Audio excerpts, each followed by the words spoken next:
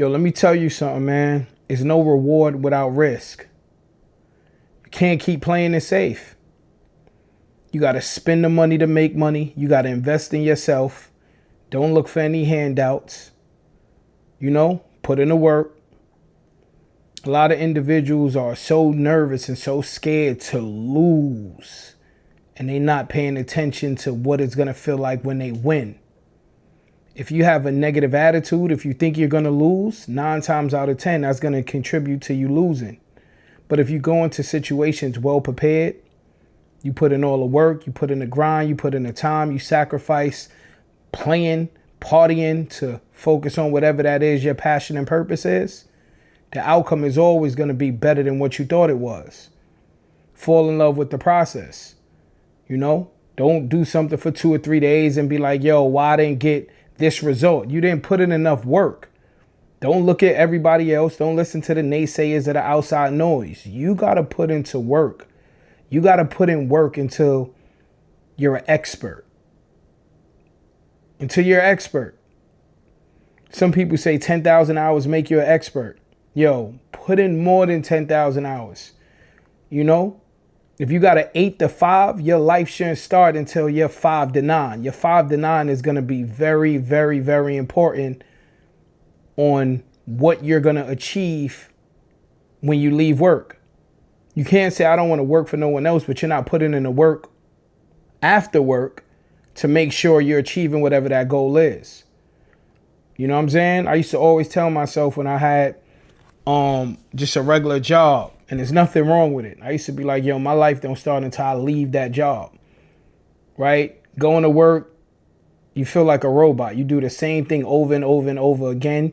You have a ceiling, you have a cap on what you could do. You got to listen to individuals. It's nothing wrong with that if you do not want your own business or you don't want more.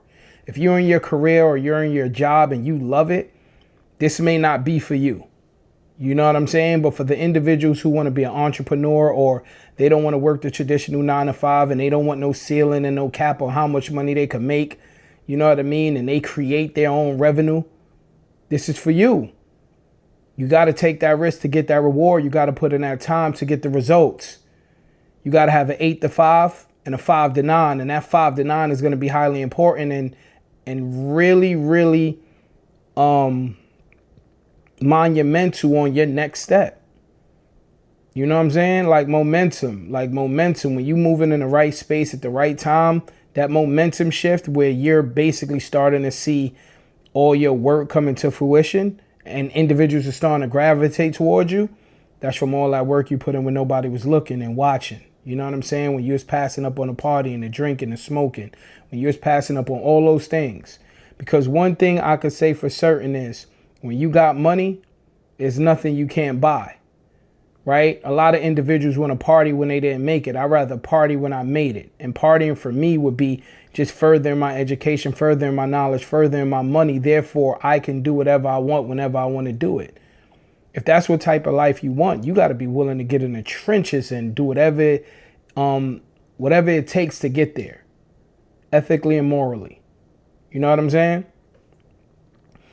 I hear individuals all the time say, nobody's calling me for this job. This job is not hiring me. I'm tired of hearing jobs tell me I'm not qualified. So what are you going to do to fix it? What are you going to do to get into a situation where you don't need a job to hire you? You created your own opportunities. When are you going to be willing to jump out on the leap of faith and put in that work? I just don't understand how individuals want something for free, but they're not willing to use their sweat equity to get it. That just doesn't make sense. It doesn't align. You can't get something for nothing. You playing yourself. Like, when you're not putting in that work, you playing yourself. You know what I'm saying? But you complaining. Come on, man. Yo, take that risk. Take that risk. It all means necessary. You know what I'm saying? And when you take that risk, a lot of times when you jump out on that leap of faith and that's all you have, and your back is against the wall, that's when you really are going to give it your all. But until then, until you keep playing it safe, you know what I'm saying? You might not be able to get where you need to go. You know what I'm saying? Keep in mind, though, if you got a family and all of that, and I'm not telling you to blow all your bill money or anything like that. What I'm telling you is Instead of buying them sneakers, put that towards your craft. Instead of taking vacations, put that towards your craft. Instead of, you know what I'm saying, eating out, put that towards your craft. Put yourself in a deficit mind state, whereas you like, you know what? I gotta live like I don't have anything, whether you have it or not. You gotta create this mentality like, yo, it's all or nothing. It's all or nothing.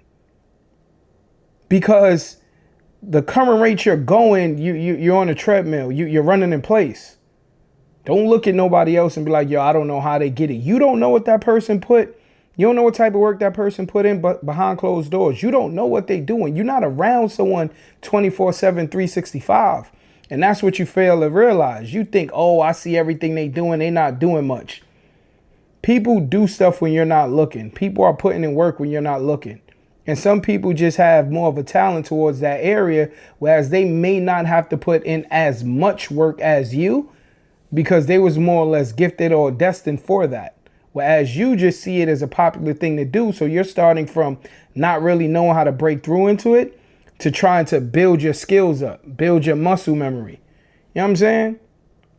Everybody got genius-like talent. Everybody has a gift. And your gift may not always be the thing that feels the best, looks the best. It may be something that's really going to take work and it's something that you may not like at the moment.